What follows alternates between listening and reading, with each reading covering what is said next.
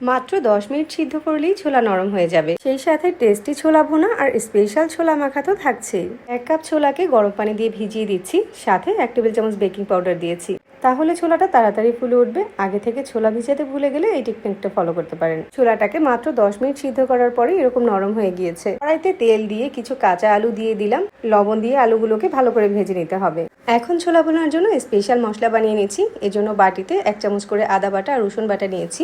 সাথে দিচ্ছি পরিমাণ মতো লবণ, 1 চামচ হলুদ গুঁড়া, 1 চামচ মরিচের গুঁড়া, হাফ চামচ করে ধনিয়া আর জিরার গুঁড়া, 1 চামচ গরম মশলার গুঁড়া। একটু পানি দিয়ে মশলাগুলোকে গুলে রাখছি। আর এখন আলুটাও ভাজা হয়ে গিয়েছে, এখান থেকে কিছুটা আলু উঠিয়ে রাখছি। পরে ছোলা মাখাতে দিলে টেস্ট ভালো আসবে। এরপর 2টার মতো পেঁয়াজ কুচি দিচ্ছি, আর যে মশলাটা আগে থেকে বানিয়ে রেখেছিলাম ওইটা দিয়ে দিচ্ছি।